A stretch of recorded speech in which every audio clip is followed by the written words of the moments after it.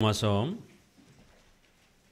1장 18절부터 23절까지 제가 봉독합니다.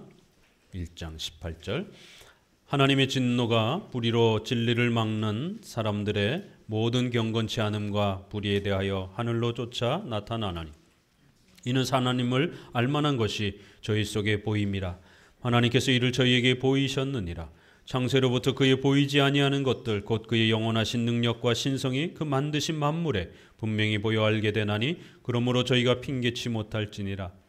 하나님을 알되 하나님으로 영화롭게도 아니하며 감사치도 아니하고 오히려 그 생각이 허망하여지며 미련한 마음이 어두워졌나니 스스로 지혜 있다 하나 우준하게 되어 썩어지지 아니하는 하나님의 영광을 썩어질 사람과 금수와 버러지 형상의 우상으로 바꾸었느니라. 아멘. 로마서 이제 후반부에 해당이 되는 18절부터 소개되어지는 내용은 크게 두 단락으로 나눠져 있습니다. 18절부터 오늘 23절까지는 우상 숭배의 죄에 깊이 물들어 있고 빠져 있는 인류의 이 비참한 상태를 우리에게 경고합니다. 그리고 24절부터 마지막까지는 기독교 윤리의 또 이러한 부패와 타락을 소개합니다. 특별히 그 중에서 우리 사회의 근간을 흔드는 바로 동성애 문제가 가장 대표적으로 여러 번 반복되고 있고 그 동성애 타락을 중심으로 해서 결국 부모를 미워하고 이웃을 미워하고 결국 돈과 탐욕에 빠져 사는 이러한 십계명의 다양한 윤리적 부패들이 소개가 됩니다. 결국 왜 인류에게는 복음이 필요한가? 우리 로마서 1장 16절, 17절, 특별히 17절에 오직 의인은 믿음으로 말미암아 살리라. 복음으로 사는 이 기독교의 위대한 이신칭의의 비밀을 선언합니다. 왜 인류는 이신칭의의 이 복이 필요한가? 왜 복음이 필요한가? 그 이유는 이렇게 시작하는 겁니다. 그래서 18절부터 두 가지 이유를 소개하는 것이 인류는 아담이 하나님 앞에 행위 언약을 깨뜨리고 원죄라고 하는 바로 이 심각한 죄책, 하나님 앞에 벌받아야 되는 형벌의 책임, 죄책과 또 그 결과로 더럽고 추악해지는 부패와 오염의 이 심각한 원죄를 갖게 된 겁니다. 그래서 아담으로부터 태어나는 모든 인류의 후손은 모두가 죄인이 되어 하나님 앞에 정죄와 진노를 받은 비참한 인생으로 태어나는 것입니다. 그리고는 그 죄책의 결국 대가로 죄의 값으로 인간은 반드시 죽는 것입니다. 그리고 죽음 이후에 영원한 지옥의 형벌이 준비되어 있다라고 그렇게 오늘 18절부터 마지막 내용은 바로 그 죄의 부패에 대한 인류가 원죄 때문에 특별히 그 결과와 열매를 좀 더 강조합니다. 저 뒤에 이제 3장에 가게 되면 원죄의 정의를 소개합니다. 원죄란 바로 최초의 아담의 타락으로부터 시작된 바로 최초의 죄. 그래서 우리가 원죄, 오리지널 신 이렇게 해서 첫 번째 그 시작된 범죄, 그래서 근원적인 죄, 원죄라고 이렇게 소개합니다. 그리고 그 원죄는 하나님 앞에 법적으로 재판관이신 하나님이 우리를 죄인으로 선언하시는 바로 그래야 우리는 이제 형벌을 받아야 되는 죄의 책임, 죄책이라는 것이 발생이 됐고 그 죄인이 되니 결국 더럽고 부패한 그러한 오염의 이러한 인간의 비참한 상태의 결과들이 쏟아져 나오는 겁니다. 바로 3장에서는 그러한 원죄의 정의를 좀 더 세밀하게 다룹니다. 그런데 오늘 1장 18절에서는 그 원죄의 특별히 결과, 그래서 부패와 오염에 대한 인간의 전적 부패와 전적 무능력과 전적인 그러한 타락에 대한 이러한 인간의 죄의 결과에 대한 부분을 좀 더 강조하면서 복음의 필요성을 강조하는 그런 내용으로 구성이 되어 있습니다. 인간은 어떤 부패와 더러움과 비참한 상태에 놓여져 있는가? 바로 두 가지로, 하나는 하나님을 모른다라는, 하나님을 모르는 선에서 넘어서서 하나님을 조롱하고 모독하는 이러한 우상숭배의 죄에 빠져 있는 인간의 이러한 비참한 미신과 샤머니즘적인 이러한 인간의 그러한 불신앙과 불경건을 소개합니다. 그리고 또 하나님을 모르니까 이웃을 미워하고 욕심과 시기와 질투와 결국 마지막엔 동성애라고 하는 우리 사회 전체와 가정을 붕괴시키는 결국 동성애라고 하는 이러한 죄악까지 범하게 되는 이러한 심각한 사회 윤리적 타락까지 인간이 비참한 상태를 적극적으로 소개해 나갑니다. 그렇기 때문에 이러한 살아생전의 이 비참한 고통에서 벗어나고 싶으시다라면 반드시 복음을 가지셔야 된다라는 거예요. 오직 의인은 믿음으로 말미암아 살리라고 하는 이 신칭의 이 복음을 가지셔야 된다라는 거예요.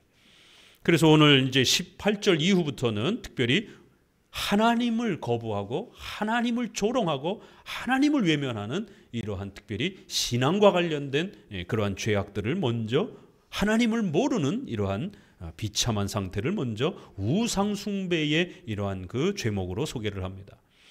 놀라운 것은 이제 18절 이후부터 바로 복음이 왜 필요한지를 설명하기 위해서 우리 번역에는 왜냐하면이라고 하는 이 중요한 접속사가 다 빠져버렸어요. 이렇게 번역이라는 게 이렇게 중요합니다. 18절을 시작하면서도 왜냐하면, 또 19절에서도 이는, 우리말에 이는 이게 왜냐하면 이런 뜻이에요. 우리 한글로 여기는 살려져 있어요.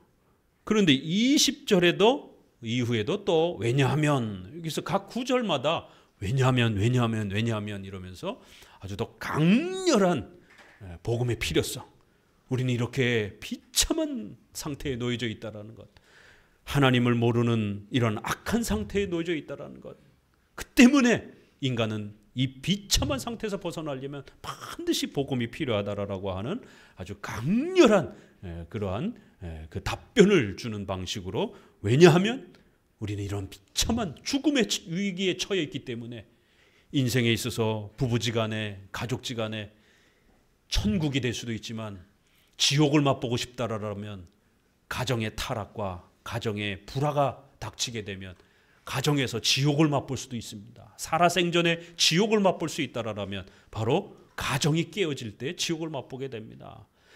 모르는 사람이야, 직장이야, 헤어지고 그만두면 안 보면 그만입니다. 그러나 혈육은 안 볼 수가 없잖아요. 죽을 때까지 혈육으로 서로 메어져 있고 법적으로도 책임을 져야 되는 그러한 묶임이 있는 것입니다. 그래서 떼어낼 수 없는, 그렇기 때문에 가족관계가 깨어지게 되면 가장 큰 고통을 겪는 겁니다. 그런데 우리의 삶을 보게 되면 한 집 건너 두 집, 대부분의 가정들이 내 가정은 조금 괜찮으면, 우리는 자기 가정만 있는 게 아니잖아요.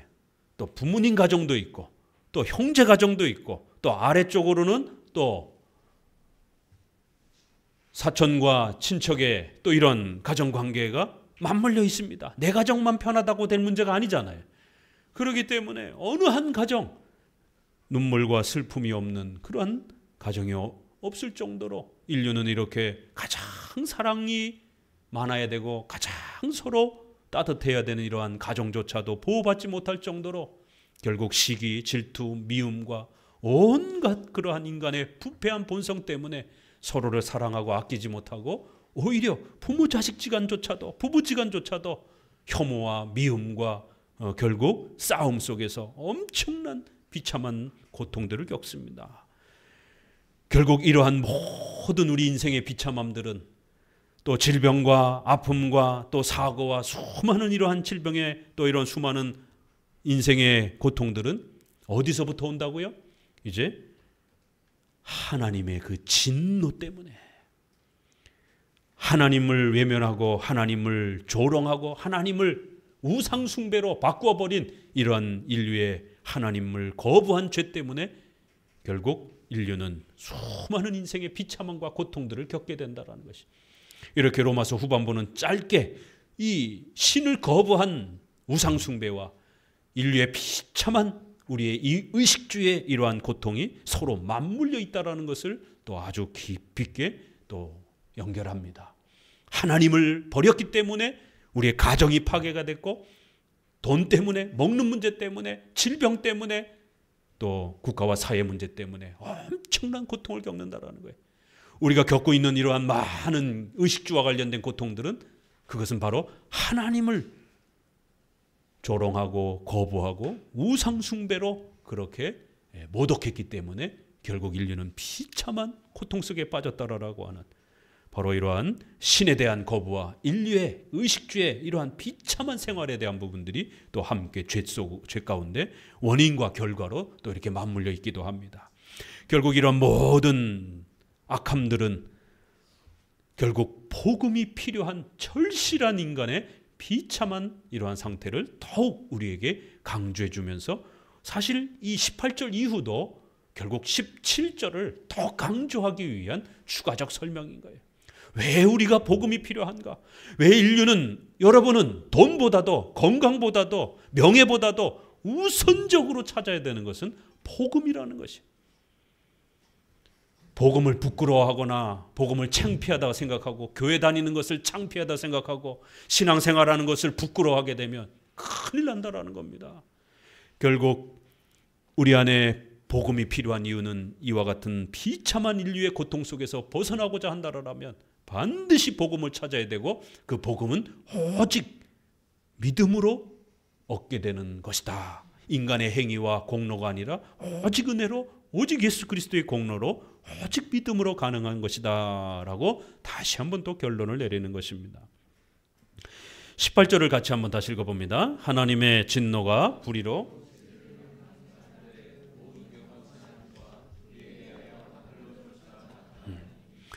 가장 불편한 설교, 가장 힘든 설교, 가장 듣기 어려운 내용이 바로 우리 인류의 죄를 지적하는 설교입니다. 오늘 한국교회는 더 이상 죄를 설교하지 않는, 회개를 촉구하지 않는 그러한 교회가 되었습니다. 그저 잘 먹고 잘 살 수 있다라고, 요즘에는 내적 치유, 상처 치유 이러면서 죄라고 말하지 아니하고 아픔이다라고, 상처라라고 이렇게 이야기를 합니다. 죄, 심판, 형벌, 하나님의 진노, 이러한 강한 단어들을, 성경의 단어들을 더 이상 사용하지 않습니다. 그리하여 많은 이들에게 전도의 회개의 기회를 주지 않는, 놓쳐버리게 되는 이러한 심각한 부패와 타락이 더욱 극심해져 갑니다.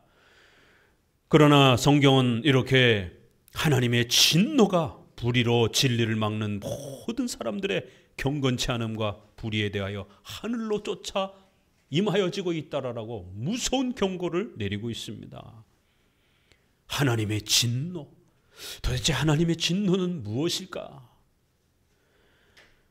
성경의 창세기 6장에 제일 먼저 하나님의 진노가 무엇인지를 우리에게 샘플로 보여주셨습니다. 그 유명한 노아의 홍수 사건, 노아의 가족 8명 빼놓고는 인류 전체가 물에 빠져 죽는, 짐승들도, 호흡이 있는 짐승들도 전부 다 물에 빠져 죽는,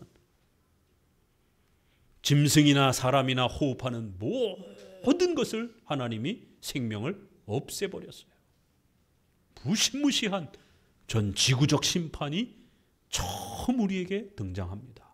아담이 하나님 앞에 범죄하여 전 인류가 원죄를 갖고 있는 이 하나님의 진노와 정죄, 저주받은 인간의 이 죄의 상태라는 게 하나님 앞에 영원히 정령 죽으리라라고 경고했던 그 말씀의 결과가 무엇인지 처음으로 보여주는 사건은 너무너무 끔찍한 그런 사건이었습니다. 일가 친척 모두가 죽는 것이에요. 육체의 죽음을 통하여 이제 그것으로 끝이 아니라 이후에 지옥에 영원히 죽지도 못하는 또 고통받아야 되는 형벌이 있음을 더욱더욱 분명히 드러냅니다. 우리가 코로나를 3년을 겪으면서 전염병을 통하여 내 이웃과 친척들이 죽어나가는 고통을 받는 이 장면 속에서 얼마나 이 죽음의 공포가 전 인류를 지배하고 억압할 때에 벗어날 수 없는, 안전한 곳이 없는 그러한 죽음의 공포를 3년 동안 절실히 맛봤습니다. 중국 같은 데는 시신을 화장 처리하지 못해서 그냥 길바닥에 그냥 차 안에다가 두고 모든 그러한 지역의 화장장을 돌려도 부족해서 결국 장례도 치르지 못하는 이러한 심각한 상황들을, 매일매일 수많은 사람들이 죽어나가는 이러한 공포와 두려움들을 우리는 코로나 상황을 통해서도 겪기도 했습니다. 역시 오늘날도 하나님이 경고하시는 것이, 하나님 앞에 범죄한 그 죄의 값이 얼마나 무서운 것인지, 하나님이 진노하신다라는 게 얼마나 무서운 것인지, 온 우주의 심판자 되시는 바로 창조주 하나님께서 심판하실 때에 그 하나님이 진노하셨다라고 성경은 말합니다. 그 하나님의 진노란 대충 얼버무릴 수 있는 게 아니에요. 돈으로 대충 달랠 수 있는 그런 내용이 아니라는 겁니다. 또 잠시 동안 화가 났다가 수그러지는 그런 우리 인간의 화하고는 전혀 본질이 다르다라는 것이, 하나님과의 약속을 깨트린 그 범죄는 바로 사탄이 유혹했던 그 첫 장면에 너희가 그것을 먹는 날에는 너희 눈이 밝아 하나님과 같이 되어 선악을 알 줄을 하나님이 아심이라. 그래서 못 먹게 한 거야. 하나님은 아주 매우 짠 분이야. 인색한 분이야. 그것도 못 먹게 해. 하나님은 다 주시고 선악과만 못 먹게 하신 것이, 주인이 있다라는 것을 가르치고 싶어 하셨던 것이, 다 주실 수도 있지만 자칫 다 주게 되면 마치 우리가 주인인 것처럼, 그 에덴 동산에 우리 인생의 주인이 나인 것처럼 착각할 수 있기 때문에 선악과는 손대지 말라라라고, 우리 인생이 손댈 수 없는 것이 있다라는 것을 경고함으로 인해서 우리는 피조물이요 우리의 주인이 계시다라는 것을 가르치는 중요한 은혜의 수단이었던 겁니다. 그런데 사탄은 유혹하면서, 아니야, 네 힘으로 살 수 있어, 네가 원하는 대로 살 수 있어, 왜 하나님의 다스림을 받으며 살아야 돼, 너가 원하는 대로 살 수 있어, 하나님과 대등하고 동등하게 살 수 있어, 하나님과 같이 될 수 있어 라는 이 유혹으로 다가온 것이, 오늘 우리 시대에도 여전히 동일한 유혹이 반복됩니다. 왜 굳이 하나님을 섬기고 살아야 돼? 왜 내 시간을 억압받으면서 매 주일마다 예배를 드려야 돼? 그거 너무 불편해. 하루 종일 예배 드리고 성경 공부하는 것 너무 불편해. 여름과 겨울로 놀러가 다니고 싶은 자유가 있는데 왜 그렇게 우리를 속박해서 신을 섬기라라고 강제로 그렇게 교회에다가 묶어놓느냐라는 거예요.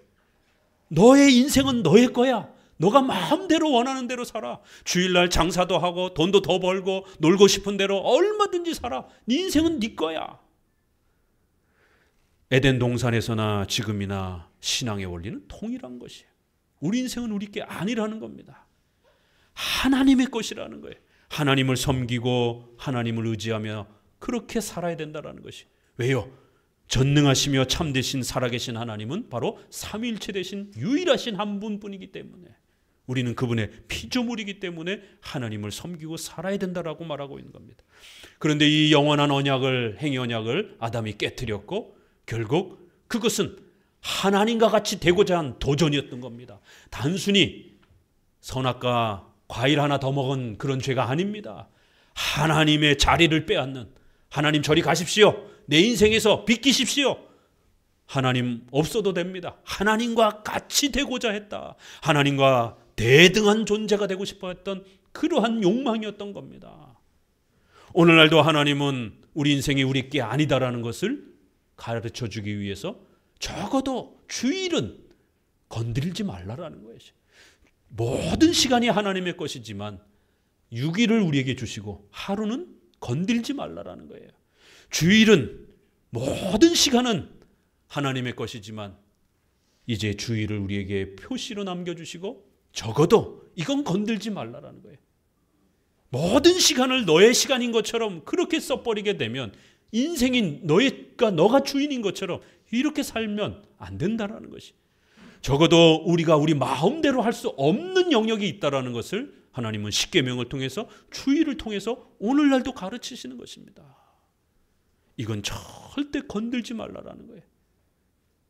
그런데 살다 보면 또 주의를 훼손하게 되고 먹고 사는 문제 때문에 자꾸 주의를 건들려고 하고, 결국 우리 인간의 마음속에 내 인생이 내가 주인이라고 하는 이 강력한 교만함이 결국 하나님의 자리를 빼앗고 싶은, 하나님이 내 인생을 지배하는 것에 대해서 불편하게 여기는 바로 이러한 하나님을 향한 도전과 하나님을 향한 그러한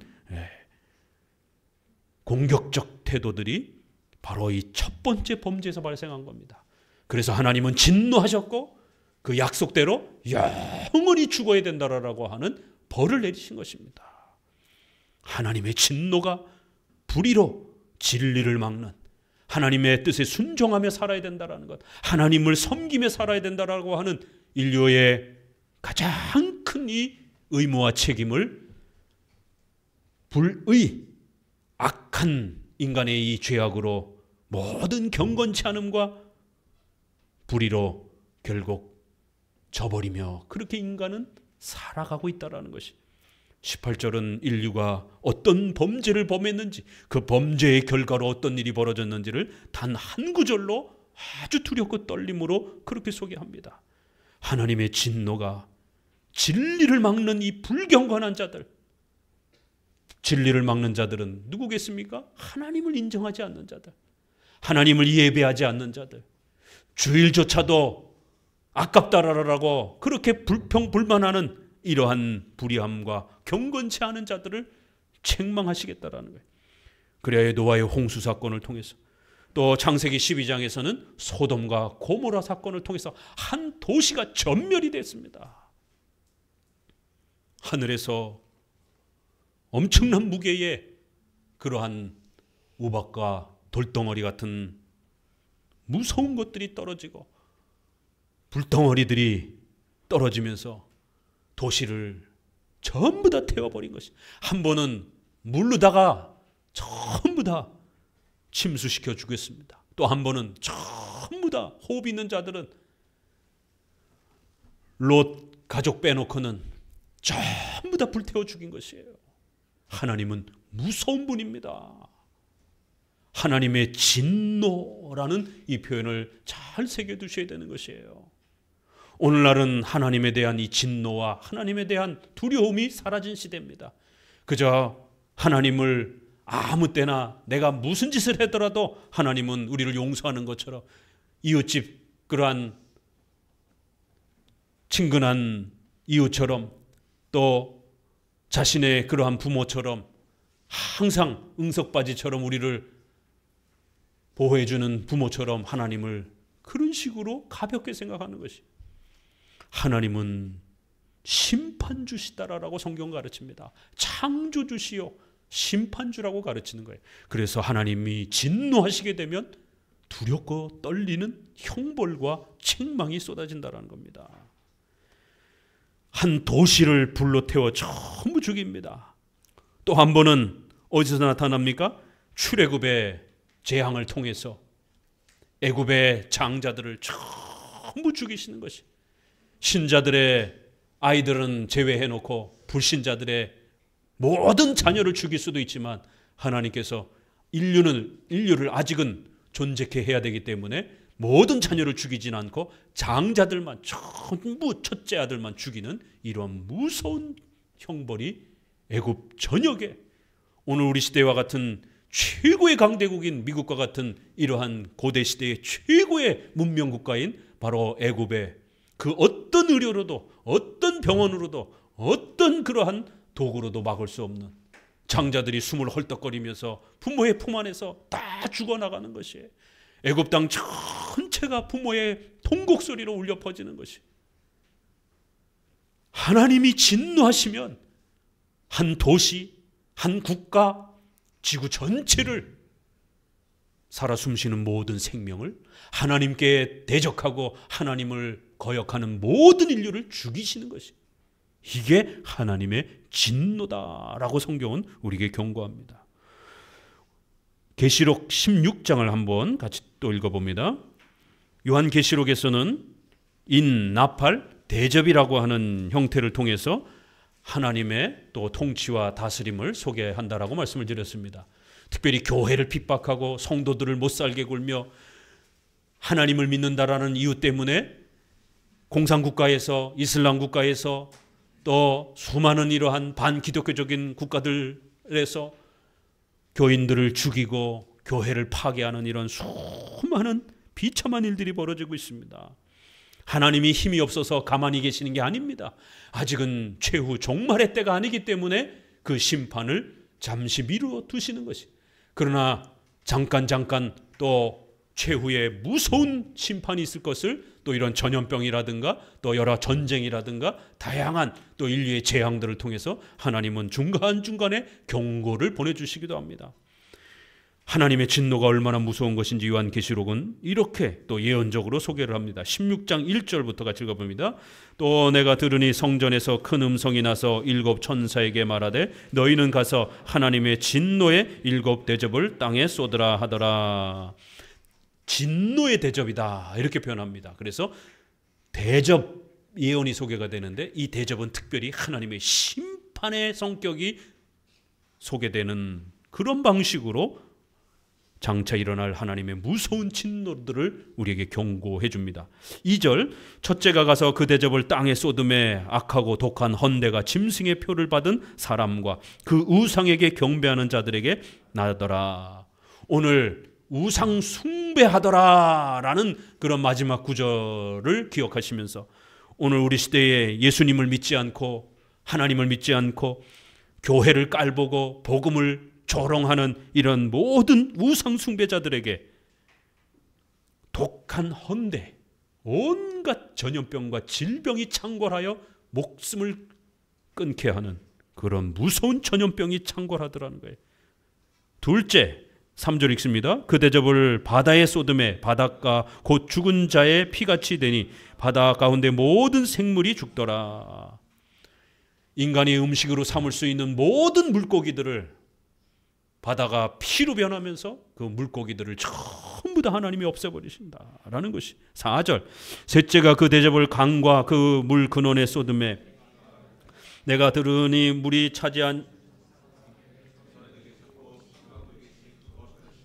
이렇게 심판하시니 의로우시다. 저희가 성도들과 선지자들의 피를 흘렸으므로 저희로 피를 마시게 하는 것이 합당하나이다 하더라. 또 내가 들으니 제단이 말하기를 그러하다 주 하나님 곧 전능하신 이여 심판하시는 것이 참되시고 의로우시도다 하더라. 하나님은 반드시 의롭게 심판하실 것이다라는 거예요. 예수님을 믿지 않는 죄에 대하여 하나님을 조롱하고 하나님을 버러지 짐승 그러한 더러운 그러한 형상화시킨 이러한 우상 숭배자들을 전부 다 심판하실 것이다라는 거예요. 그들이 교회를 핍박하고 성도들을 죽이고 그렇게 복음을 조롱했던 그 모든 피 흘림을 하나님이 되갚아 주실 것이다라는 거예요. 8절 넷째가 그 대접을 해에 쏟음에 해가 권세를 받아 불로 사람들을 태우니 사람들이 크게 이 재앙을 행하는 권세를 가진 하나님의 이름을 해방하며 또 회개하여 영광을 주께 돌리지 아니하더라. 또 다섯째가 짐승의 보좌에 쏟으니 그 나라가 곧 어두워지며 사람들이 아파서 자기 혀를 깨물고 아픈 것과 종기로 인하여 하늘의 하나님을 해방하고 저희 행위를 회개치 아니하더라. 예수님을 믿지 않는 자들도 벌을 받지만 그들을 충동질한 사탄과 악한 영들 바로 그 짐승의 보좌 가운데도 이 심판이 쏟아지자 결국 악한 영들도 벌을 받고 악한 영들의 유혹에 참여했던 불신앙자들은 너무 아파서 고통이 너무 질병의 고통이 심해서 자기 혀를 깨물고 죽으려고 하더라는 거예요. 아픈 것과 종기로 인하여 하나님을 오히려 더 원망하고 불평하며 회개하지 않더라는 거예요. 이렇게 진노의 대접이 쏟아질 때 인류에게 어떤 일이 벌어지는지 전쟁과 전염병과 자연재해와 수많은 하나님의 심판의 도구들을 통하여 하늘로부터 심판이 쏟아져 내릴 것이다라는 거예요. 복음을 조롱하고 복음을 부끄러워해서는 안 된다라는 겁니다. 시편 우리가 그동안 3년 동안 배웠던 14편 1절에도 어리석은 자는 그 마음에 이르기를 하나님이 없다 하도다. 바로 이것이 인류의 근원적인 죄성인 겁니다.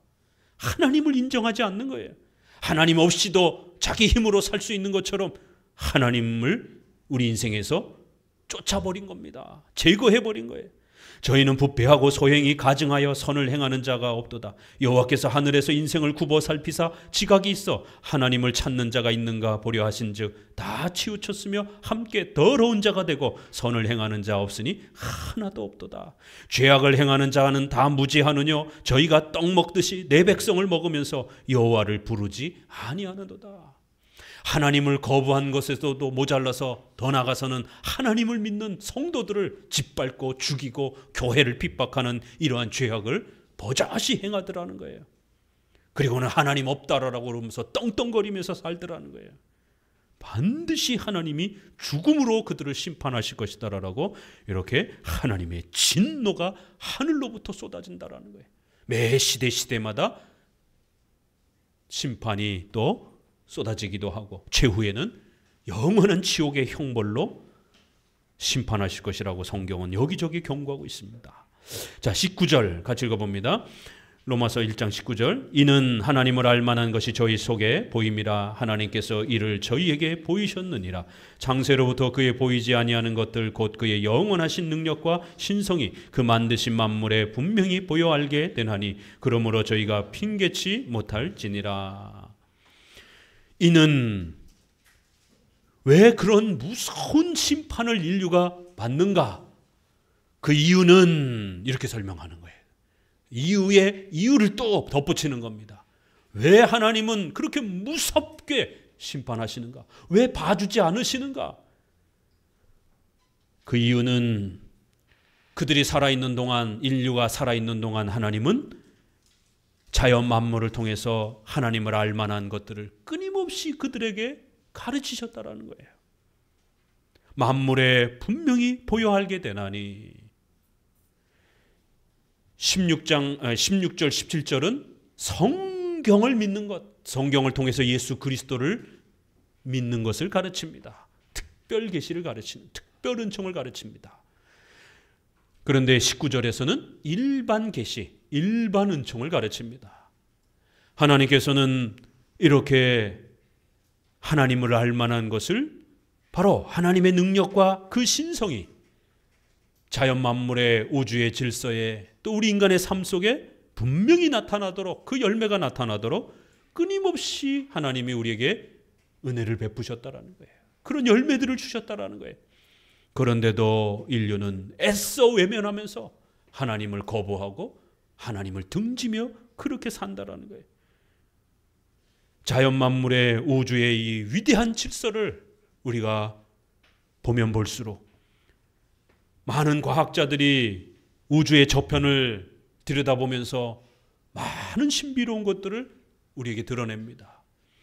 또 작게는 우리 자연의 주변에 봄, 여름, 가을, 겨울이 지나면서 한치의 오차도 없이 또 우리 인류가 먹고 살아갈 수 있는 양식들과 또 열매들이 싹트면서 굶어 죽지 않도록 그렇게 많은 열매들로 그렇게 풍요로움들을 베풀어 주셨습니다. 도대체 이러한 결과가, 이러한 열매들이 어떻게 이렇게 수학 공식처럼 정확하게 열매를 우리에게 허락하느냐 말이에요. 많은 과학자들은 그저 우연이라고 말합니다. 세상 사람들은 그저 우연이라고 말합니다. 하나님께서 이렇게 엄청난 하나님의 살아계심을, 이건 신이 계시지 않으면 우주에 이런 엄청난 질서가 불가능한 거예요. 빈 공간에 떠 있는 그 많은 행성들이 수없이 회전하고 있고 자전과 공전을 통해서 수십 수백 킬로로, 수천 킬로로 그렇게 회전하고 있는데도 전혀 우리는 어지러움을 느끼지 아니하고 그렇게 밤낮의 그런 변화와 또 봄, 여름, 가을 변화를 느끼면서 그 엄청난 혜택들을 보고 있는데도 다 우연이라고 그러는 것이. 수많은 돌덩어리들이 지구를 스쳐가기도 합니다. 만약 그 중에 하나라도 지구에 떨어지게 되면 당장 오늘이라도 지구는 폭발해서 없어질 겁니다. 그런데도 그런 여러 돌덩이들이 또 지구에 떨어지지 아니하고 또 비껴가는 또 수많은 행성들이 서로 부딪히지 않고 자신의 자리를 잘 지켜가는 이러한 우주의 질서만 봐도 이건 신이 계시지 않고서는 설명을 할 수가 없는 겁니다. 우리 인간 안으로 들어와도 우리가 코로나를 겪으면서 얼마나 많은 고통을 겪었습니까? 그런데 백신도 없어요. 그런데도 또 열심히 잘 먹고 운동 잘 하고 잘 씻고 이러면 잠깐 또 걸렸다가도 해도 또 인간의 몸속에서 그 바이러스를 이기는 그런 면역 체계가 발동이 되면서 살아나는 것이, 이겨내는 것이. 비록 연약한 사람들은 또 생명을 잃기도 하지만 대부분의 사람들은 또 건강하게 그 바이러스를 이겨내는 이런 엄청난 우리 인간의 이러한 건강과 면역 체계를 내가 만들었습니까? 의학이 발달되면 발달될수록 인간의 이 신비로운 우리 인간의 몸을 보호하고 또 그 상처를 회복시키는 이러한 놀라운 인간의 생명의 이 회복력은 이루 말할 수 없는 그런 놀라운 힘을 가지면서 우리 생명을 보존시켜주고 있습니다. 이건 신이 아니고서는 설명을 할 수가 없는 것이에요. 아직도 인류는 필루를 만들고 있지 못합니다. 엄청난 과학이 발달됐지만 아직도 피를 만들어내고 있지 못한 것이에요. 피가 전 몸을 돌면서 그렇게 몸을 지탱하고 유지케 해주는 이 엄청난 힘, 도대체 그 피는 무엇일까? 또 이 인간을 인간답게 하는 이성과 또 마음과 생각이라고 하는 이 인격적인 존재로서의 특징을 구별짓는 바로 이 이성, 이건 바로 뇌의 이 작동에서 벌어지는 그 신비로운 이 뇌의 이 활동을 엄청난 연구가 있었지만 아직도 인간의 뇌를 들여다보는 데는 한계가 있는 것이에요. 이렇게 하나님은 자연 만물을 통하여 자신의 능력과 그 권능을, 하나님이 살아계시다라는 것, 신이 존재한다라는 걸 아주 명백하게 드러내 주셨다라는 거예요. 그런데도 인간은 끊임없이 신을 외면하고 신이 존재하지 않는 것처럼 그저 우연 속에서 살아가는 것처럼 그렇게 거부한다라는 거예요. 하나님을 알만한 것을 분명히 저희 속에 보여주셨고 저희에게 보여주셨다라고 말합니다. 여기 보여주셨다라는 말이 얼마나 많이 나오나 보세요. 저희 속에 보이심이라, 이를 저희에게 보이셨느니라. 만물을 통해서 분명히 보여 알게 해주셨다라는 거예요. 4번이나 반복을 하면서 우리가 숨을 쉬며 태어나는 순간부터 우리가 죽을 때까지, 야, 정말 이거는 신이 존재하지 않고는 이거 어떻게 설명할 방법이 없구나라는 이러한 정말 탄성이 저절로 나올 수밖에 없는 우리 인생의 그러한 경험들이 얼마나 많습니까? 그런데도 복음의 전도를 받고 교회로 오지 않고 우연이겠지, 뭐 어쩌다 보니 이런 일이 생겼겠지, 또 더 나아가서는 무당을 찾아가고 또 타종교를 찾아가고 돌멩이와 나무를 찾아가고 자식의 성공을 위하여 돌멩이를 부여잡고 그렇게 기도를 하는, 신은 찾고 싶은 거예요. 왜요? 신이 없다고 하기에는 인생을 살면서 신에 대한 두려움과 신이 분명히 존재하다라고 하는 여러 가지 열매와 사실들을 부정할 수는 없는 거예요. 그러니 결국에는 돌멩이와 나무를 붙잡고서라도 신의 도움을 받고 혜택을 받고 싶은 거예요. 코로나 걸렸을 때 어떤 일이 벌어졌습니까? 지푸라기라도 잡고 싶은 거예요. 찾지도 않던 신을 찾으면서 발등에 불 떨어지니까 신의 도움을 구하는 겁니다. 이렇게 인간은 하나님을 거부하는 이러한 죄악들이 그 부패한 원죄 때문에, 부패한 본성으로 이렇게 하나님을 애써 외면하는 인생을 산다라는 것이에요. 그러나 우리가 조심하셔야 되는 것은 그의 보이지 아니하는 것들, 하나님은 영이시기 때문에 절대로 하나님은 우리 눈으로 보거나 만질 수 있는 분은 아니라는 것이. 이 표현이 굉장히 재밌기도 하고 놀랍기도 하죠. 보인다, 안 보인다, 이 두 표현을 가지고 아주 놀랍게 문장을 구성해 갑니다. 하나님은 절대로 볼 수 없다라고 이렇게 아주 하나님의 본질에 대해서 그의 보이지 아니하는 것들. 하나님의 본질은 볼 수가 없습니다. 하나님은 영이시기 때문에 우리 눈으로 보거나 만질 수가 없습니다. 삼일체 되신 하나님은 보거나 만질 수가 없습니다. 그런데 오늘 19절 20절에는 분명히 하나님이 살아계심을 볼 수 있다, 볼 수 있다, 4번이나 볼 수 있다라고 이렇게 강조를 하는 거예요. 그래서 우리가 성경을 차근히 읽으면 굉장히 재밌습니다. 이런 부분들이. 한 부분에서는 절대로 하나님을 볼 수 없다 이렇게 말하는데, 이쪽 부분에서는 하나님이 아주 분명히 보여질 수 있다 이렇게 말을 하는 거예요. 그럼 이거 어떻게 됩니까? 그래서 교리적 해석이 중요하다라는 거예요. 한 문장 안에서도 이렇게 하나님을 볼 수 있다라고 말하고, 한쪽으로는 또 하나님을 절대로 볼 수 없다라고 말하는 거예요. 그럼 이거 도대체 어떻게 해결합니까? 하나님을 볼 수 있는 거예요? 볼 수 없는 겁니까? 교리적인 정리가 필요한 거예요. 본질, 하나님의 본질과 관련해서는 볼 수 없다라고 말합니다. 요한복음 1장 18절에 본래 하나님을 본 사람이 없으되, 디모데전서 1장 17절 만세의 왕 곧 썩지 아니하고 보이지 아니하고 홀로 하나이신 하나님께 존귀와 영광이 세세토록 있을지어다.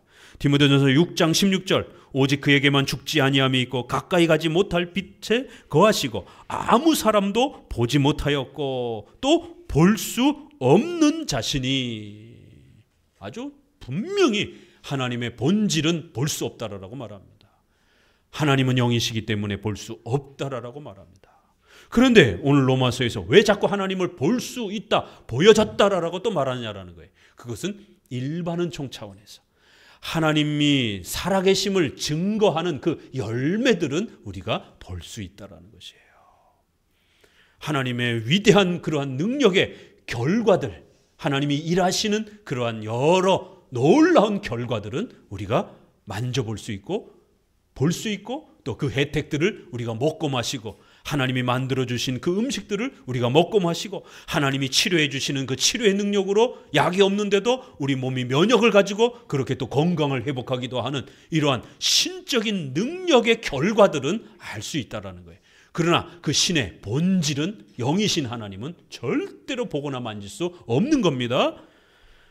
이런 부분을 이렇게 아주 기가 막히게 참으로 놀라운 표현으로 보지 못한다, 그러나 보여진다, 이렇게 아주 분명한 대조를 보이면서 하나님께서 얼마나 많이, 비록 자신의 본질에 대해서는 인류가 하나님을 봤다가는 죽는다라고 이렇게 표현하는 거예요. 죄인이 하나님을 봤다가는 죽는다라고 표현하는 겁니다. 그렇기 때문에 보여주시지 않는 게 은혜라고 말하는 거예요. 다만 하나님이 살아계신 증거와 열매들은 우리가 보고 느낄 수 있도록 도와주신다라는 거예요. 그런데도 인류는 그 하나님을 애써 외면하면서 그렇게 거부하며 불신앙 가운데 살더라는 거예요. 핑계하지 못할 정도로 분명히 하나님은 자신이 살아계신다라는 것을, 신이 존재한다는 것을 우리 인생 가운데 그렇게 드러내 주셨다라는 거예요. 자, 21절 또 읽어봅니다. 하나님을 알되 하나님으로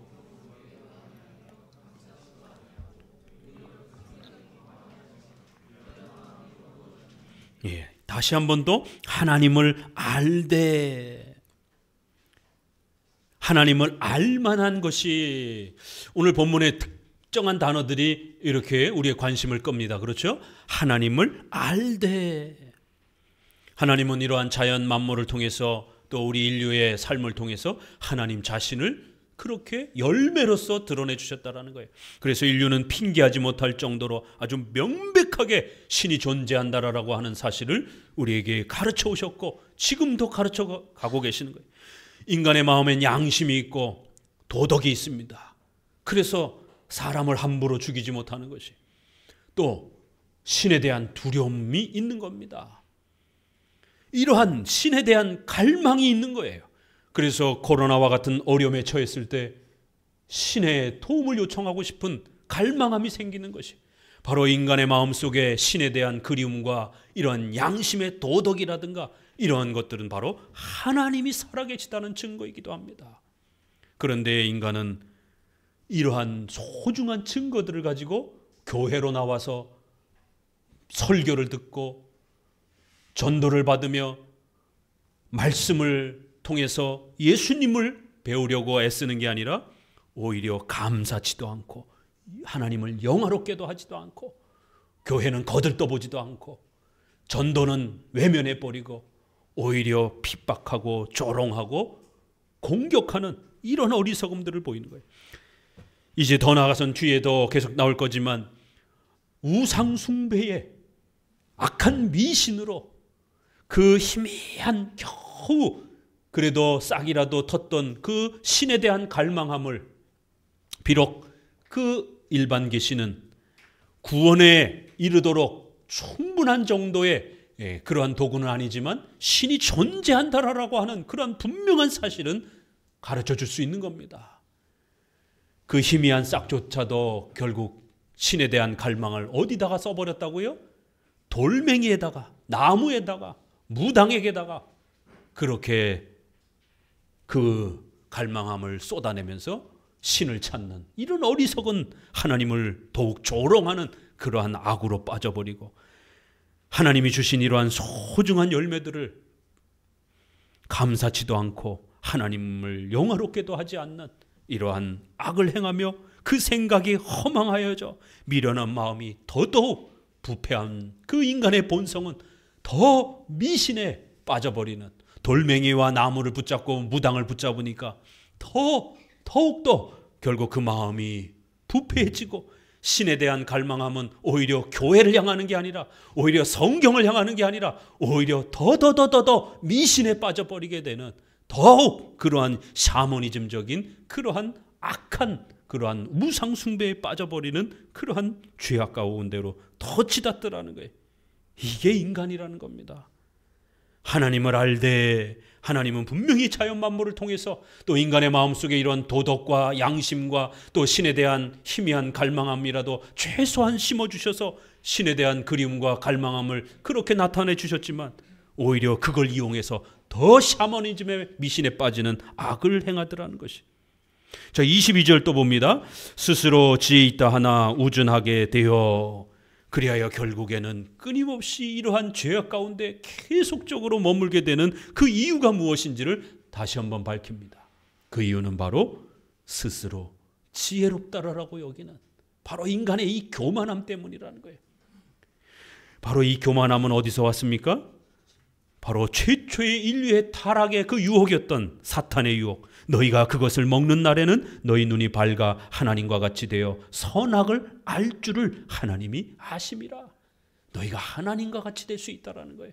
하나님 없이도 네 인생을 너 마음대로 결정하면서 판단하면서 그렇게 살 수 있다라고 하는, 우리가 우리 힘으로 살 수 있다라고 하는, 하나님 없이도 살 수 있다라고 하는, 하나님 도움 없이도 살 수 있다라고 하는 바로 인간의 공로와 인간의 자유의지와 인간의 자신의 힘으로 살 수 있다라고 하는 이 유혹이 가장 무서운 유혹이더라는 거예요. 그리고 가장 인간을 부패케 하는 결정적인 바로 독이더라는 거예요.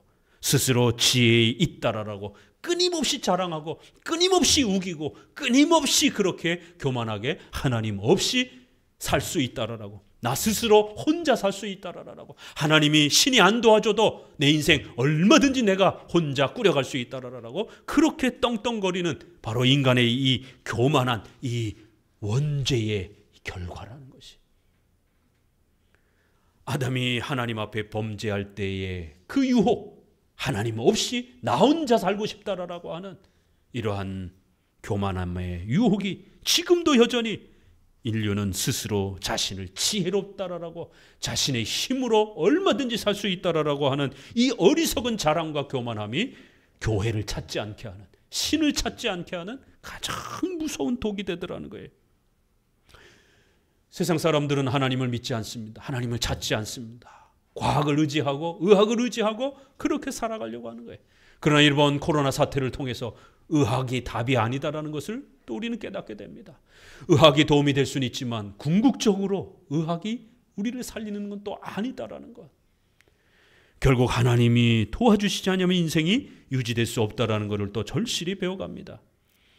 그런데 우리가 조금 더 고민해야 되는 것은 이 스스로 지혜롭다 여기는 이 어리석음이, 이 유혹이 가장 심각하게 영향을 끼치고 있는 곳은 교회, 신앙의 영역입니다.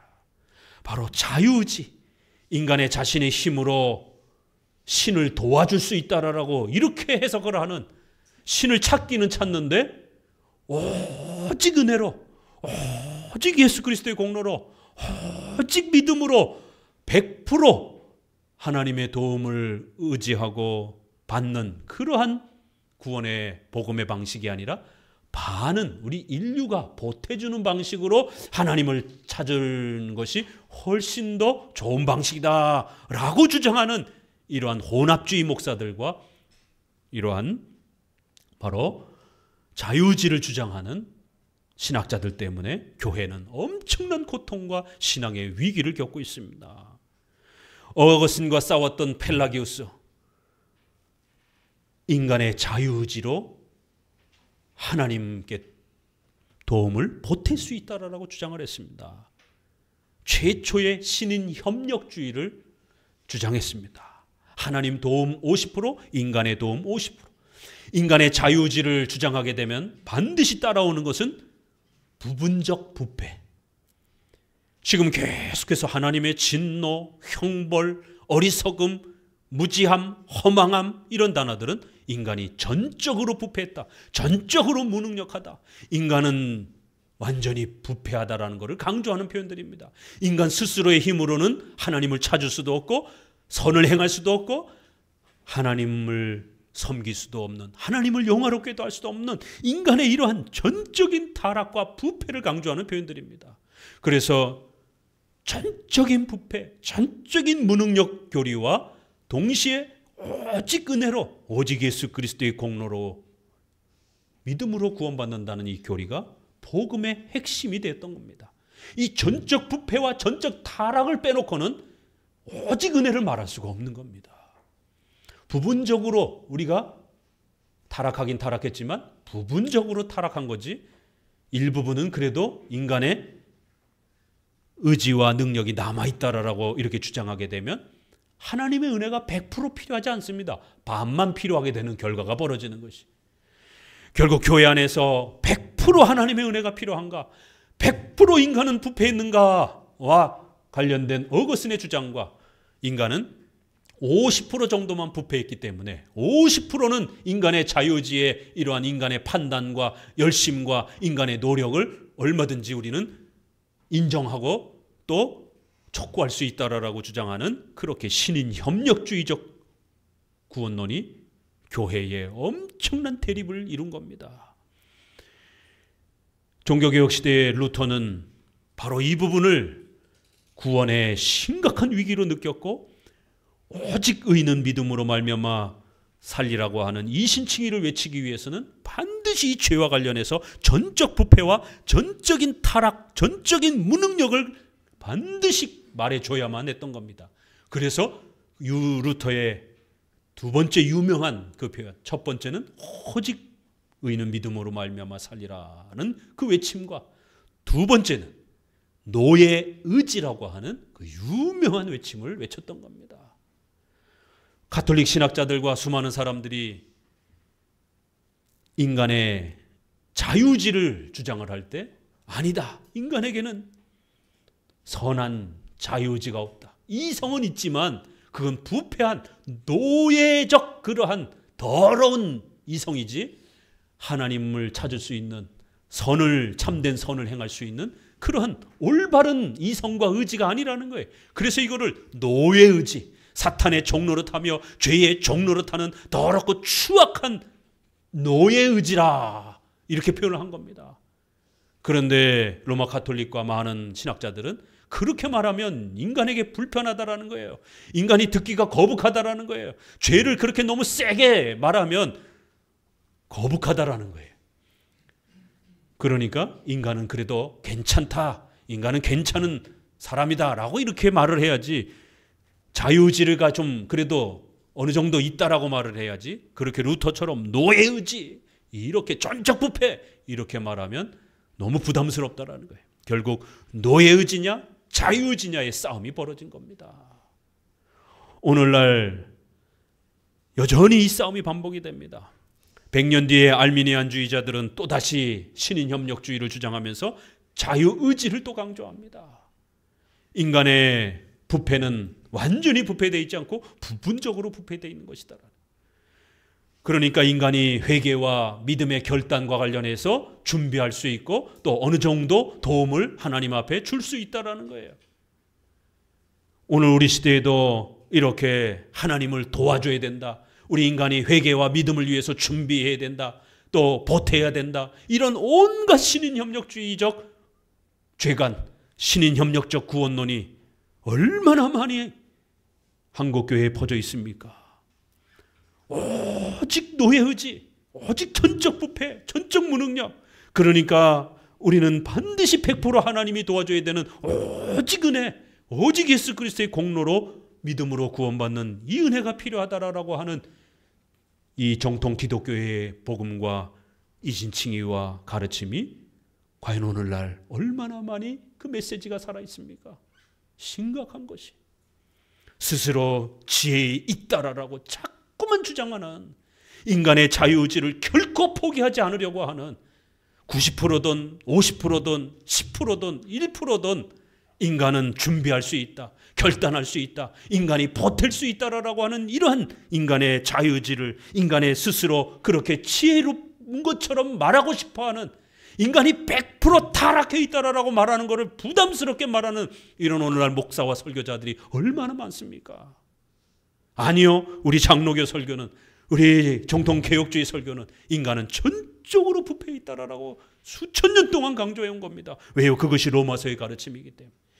허망하여지고 어리석어서, 또 시편 14편에 하나님을 찾는 자 있나 봤더니 단 한 사람도 자기 힘으로 하나님을 찾는 자 없고, 어리석어서 하나님 없다라고 그렇게 떵떵거리면서 스스로 지혜로운 것처럼, 스스로 인간의 능력이 있는 것처럼, 인간의 능력으로 뭔가 준비하고 결단하고 뭔가 보탤 수 있는 것처럼 이렇게 자유주의를 끊임없이 이야기하려고 하는 공로주의, 선행주의, 자유주의의 이러한 가르침들이 교회를 망치고 있는 겁니다.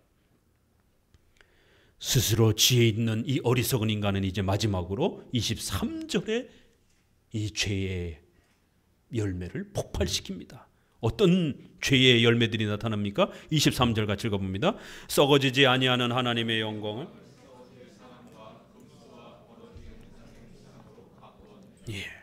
마지막 순간에는 결국 조금이라도 있었던 그 양심과 조금이라도 있었던 그 신에 대한 갈망함을 스스로 지혜롭게 여기면서 하나님을 거부하고 인간의 자유의지를 강조하니까 결국 신에 대한 예배와 신에 대한 경배도 타락하게 되는 거예요.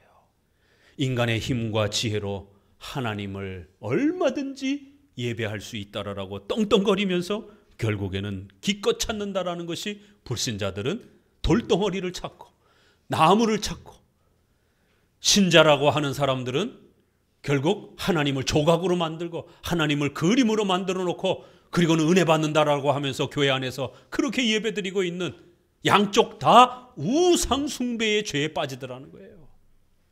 하나님을 거부하고 자기 자신을, 내 자유의지를 자랑한 그 인간의 결과가 어떻게 되었다고요? 이렇게 나무와 돌을 의지하면서 그 나무를 가지고 산에서 나무를 비워다가 가지는 잘라서 불을 떼고, 그리고 몸통은 잘 가다듬어서 안방에 들여다 놓고 거기다가 대고 절을 하는 것이에요.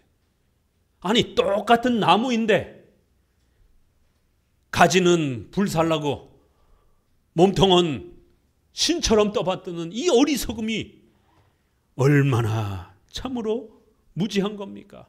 똑같은 돌인데 돌을 깎아서 나머지 잔돌은 발바닥에 정원에다가 밟고 다니는 돌로 깔아놓고, 그 몸통은 그렇게 깎아서 방에다 들여놓고 절을 하고 자식의 성공과 가족들의 안녕을 위해서 기도를 하는 것이, 얼마나 만졌는지 제주도의 돌하루방이 코가 다 없어질 정도로 얼마나 만졌는지 대리석이 새까맣게 그렇게 변할 정도로 그렇게 일반 돌을 갖다가 앉혀놓고는 절을 하고, 또 그 똑같은 대리석을 집에다가 바닥에다가 깔고 밟고 다니고 있는 이 인간의 어리석음. 나무와 돌을 그렇게 섬기는, 신처럼 섬기는 이런 우상숭배도 심각한 것이지만, 교회 안에 신자라고 하는 사람들이 삼일체 하나님을 그림으로 만들어 놓고 조각으로 만들어 놓고 그 하나님을 바라보면서 은혜가 된다라고 하면서 그렇게 예배를 드리고 있는, 하나님을 형상화시키는 이 심각한 이계명의 이 타락과 부패도 무서운 것입니다. 오늘 주보에 있는 부분을 한번 같이 읽어보도록 합니다. 주보의 이계명과 관련된 부분에 대해서 성경은 우리에게 또 좋은 경고를 남기고 있습니다. 하이델베르그 요리문답 97문. 그러면 아무 형상도 만들지 말아야 합니까?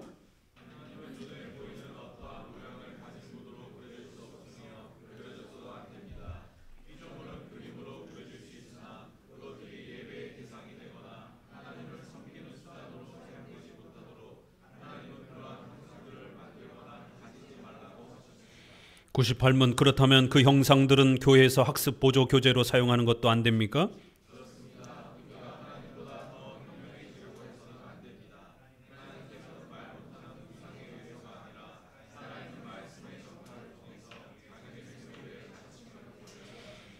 제2스위스 신조에서는 또 이렇게 말합니다. 같이 읽습니다.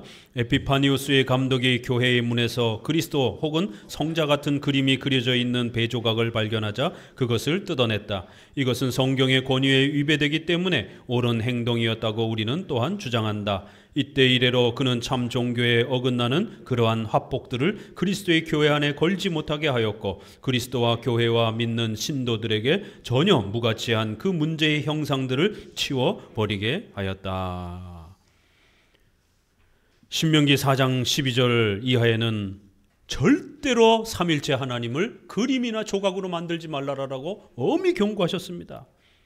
신명기 4장 12절에 여호와께서 화염 중에서 너희에게 말씀하시되 음성뿐이므로 너희가 그 말소리만 듣고 형상은 보지 못하였느니라. 여호와께서 그 언약을 너희에게 반포하시고 너희로 지키라 명하셨으니 곧 십계명이며 두 돌판에 친히 쓰신 것이라. 그때 여호와께서 내게 명하사 너희에게 규례와 법도를 교훈하게 하셨나니, 설교를 듣고 하나님의 말씀을 배우라는 것이에요.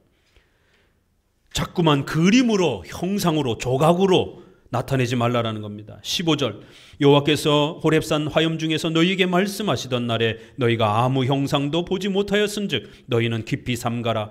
두렵건대 스스로 부패하여 자기를 위하여 아무 형상대로든지 우상을 새겨 만들되 남자의 형상이든지 여자의 형상이든지 만들지 말라. 여기 스스로 부패하여 자기를 위하여, 신을 보고 싶어하는 인간의 이 본능적인 욕구를 충족하려고 자기를 위하여 신을 만드는 것이지 하나님 자신을 위해서 만드는 게 아니라는 것이.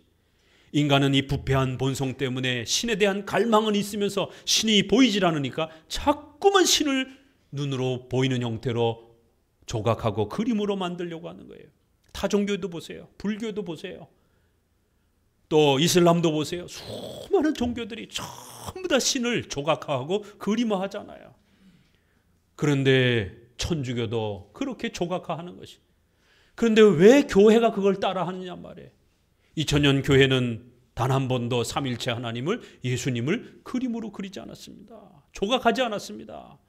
성경이 우리 손에 남아있는 것이지, 만약 1세기 당시에 예수님을 그림으로 그리고 조각했다라면, 그게 본질이라면 지금까지 남아있을 것입니다. 2000년 된 예수님 그림이 남아있을 것이에요.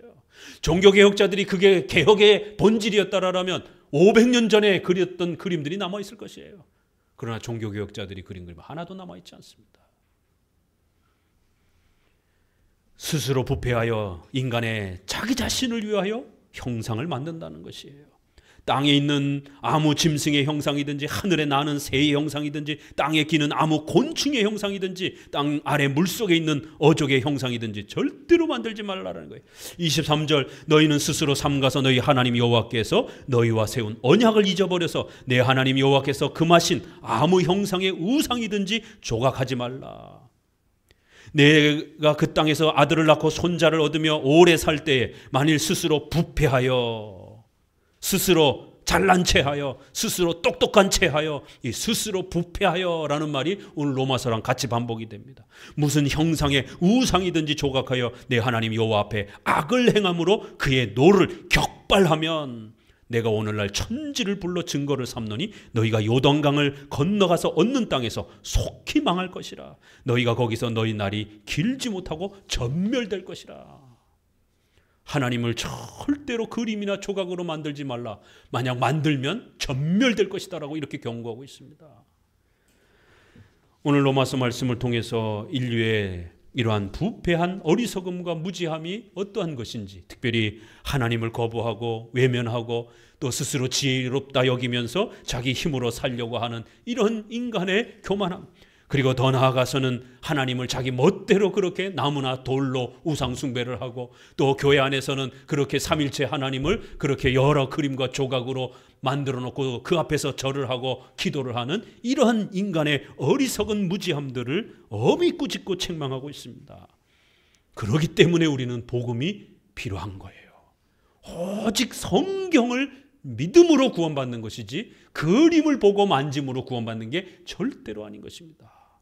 인류의 이러한 전적인 부패의 이러한 심각함에서 복음으로 우리를 구원해 주신 위대한 하나님의 은혜에 더욱 감사하는 우리 성도들이 되시기를 주의 말씀으로 권면을 드립니다. 기도합니다.